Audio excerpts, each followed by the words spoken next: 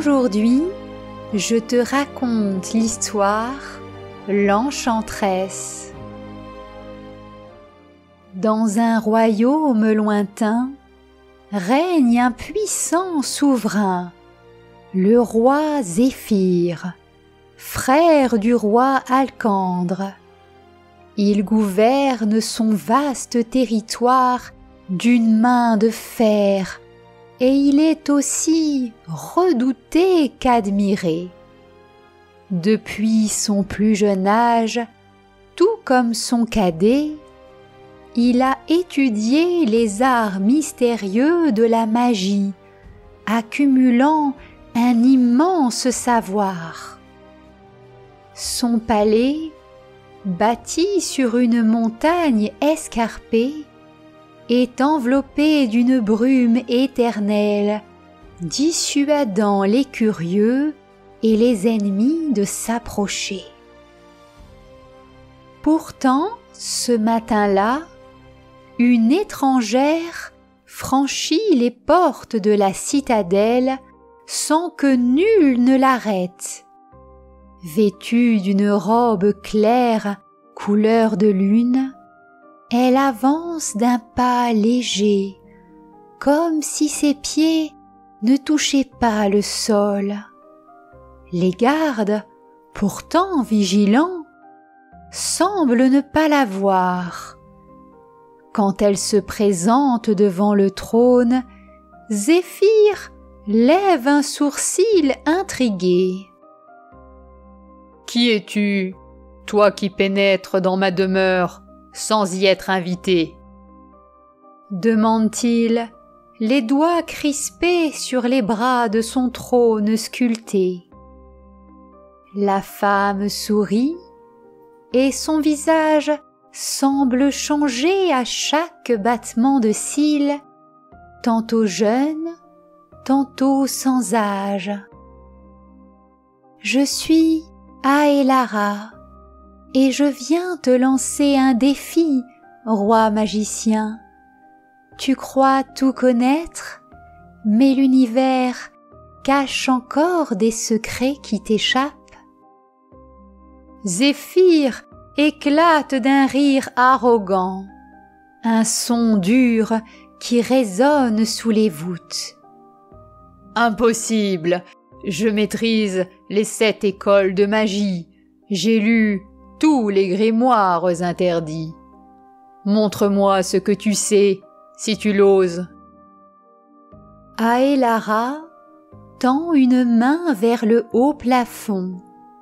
Des nuages apparaissent, déchirés par un éclair silencieux, puis, dans sa paume, apparaît une rose de glace, si parfaite qu'elle semble fraîchement cueillie. Elle demande alors au roi s'il peut en faire autant, sans sortilège ni parole. Celui-ci se raidit. Ce tour ne relève d'aucune magie connue, mais sa fierté lui interdit de reculer. D'un geste brusque, il tente de reproduire la rose, invoquant des formules anciennes. Rien ne se passe. La salle murmure, les courtisans échangent des regards inquiets. Jamais leur souverain n'a échoué. « Tu vois ?» murmure doucement Aélara, sa rose fondant en gouttelettes scintillantes. « Ton pouvoir a des limites, accepte-le et je t'enseignerai. » Zéphir serre les poings. L'idée d'être l'élève de quiconque lui est insupportable. « Je n'ai besoin de personne, » tonne-t-il. « Pars, avant que je ne te châtie pour ton insolence. » L'enchanteresse incline la tête, impassible. Alors tu resteras un roi, mais tu ne seras jamais un sage. » Elle tourne les talons et s'éloigne, sa robe laissant derrière elle une traînée de poussière d'étoiles. Zéphyr, blessé dans son orgueil, empli d'une colère terrible, ordonne qu'on la rattrape. Mais quand les gardes se rapprochent d'elle, Aélara disparaît. Ne subsiste sur son passage qu'un souffle glacé qui s'estompe lentement. Cette nuit-là, pour la première fois depuis des années, le roi ne trouve pas le sommeil. Une question le hante. Comment cette inconnue a-t-elle pu réaliser un tel prodige? Les jours suivants, le roi Zéphyr s'enferme dans les bibliothèques de son palais, relisant obsessionnellement d'anciens grimoires à la recherche d'une explication. Comment cette femme a-t-elle pu réaliser un sort qui lui échappe? Ses doigts nerveux laissent des traces humides sur les pages, tandis qu'il murmure des incantations ancestrales sans résultat. La frustration le ronge comme un poison. Un soir, alors que la lune baigne d'une lumière laiteuse les tours du château, un vieux serviteur ose s'approcher. Il explique qu'on raconte dans les villages qu'une femme, qui pourrait être sa visiteuse, apparaît parfois près du lac des Murmures. Les paysans affirment même qu'elle marche sur les brumes et sur les eaux. Sans attendre l'aube, Zéphyr enfourche son cheval et galope vers le marais, sa cape sombre flottant au vent. L'endroit est enveloppé d'un silence surnaturel. L'eau, si immobile qu'elle reflète les étoiles tel un miroir parfait. Et là, au centre du lac, Aélara se tient debout sur la surface, ses pieds nus effleurant à peine les reflets de la Voie lactée. Tu es revenu, mais toujours pour de mauvaises raisons, soupire-t-elle en le voyant approcher. Le roi serre les dents. Enseigne-moi ce pouvoir, donne ton prix. Un sourire mélancolique se dessine sur les lèvres d'Aélara. Elle lui explique que ce n'est pas une technique qui s'achète, mais une sagesse qui se mérite. Elle lui demande s'il est prêt à abandonner sa couronne pour la prendre. Le souverain, outré, tire son épée enchantée dans un élan de rage non dissimulé. « Je suis le roi, qui oserait me demander cela ?» D'un mouvement trop rapide pour être perçu, Aélara effleure l'eau du bout des doigts. Des cercles concentriques s'élargissent et soudain, le reflet de Zéphyr dans le lac prend vie. Un double parfait qui sort des flots, épée à la main. Affronte-toi toi-même. murmure-t-elle. Le combat qui s'ensuit est terrifiant. Le reflet connaît chaque attaque avant même que Zéphyr ne la lance, parant chaque coup avec une précision cruelle. Le roi se retrouve bientôt à genoux, son propre visage moqueur lui pressant la lame contre la gorge. Pour la première fois de sa vie, il ressent la peur. Je ne peux pas, avoue-t-il, la voix brisée. Le reflet s'immobilise.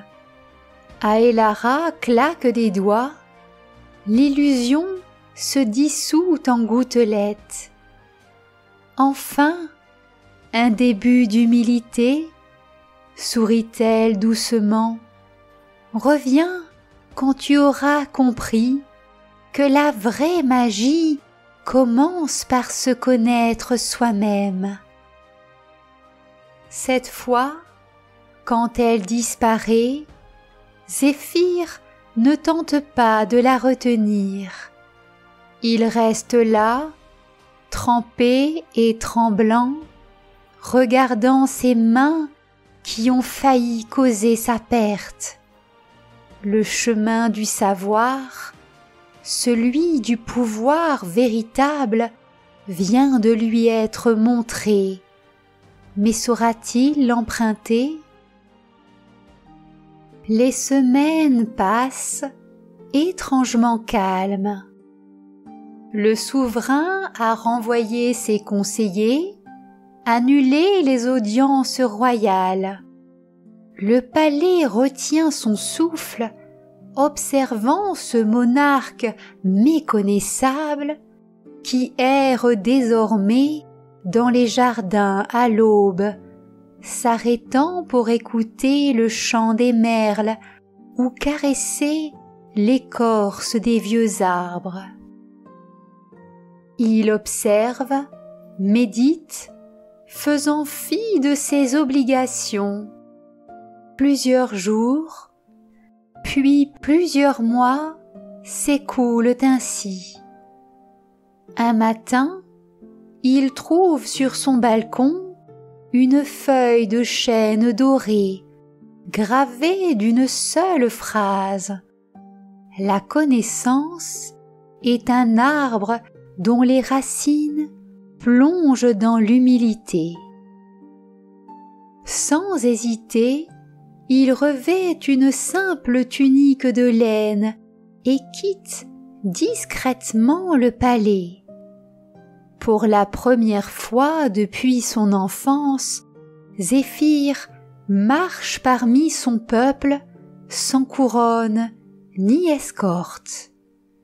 Il découvre des visages fatigués par les travaux dans les champs, des enfants au regard triste, l'envers d'un règne qu'il croyait parfait. Une vieille femme, en le reconnaissant, se signe avec terreur avant de se cacher. Ce geste lui brise le cœur plus profondément que n'importe quelle défaite au combat.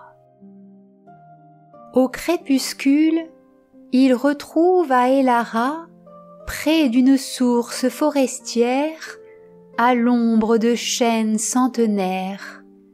Elle tresse des herbes lumineuses sans manifester de surprise lorsqu'elle l'aperçoit. « Tu as mis longtemps ?» remarque-t-elle simplement.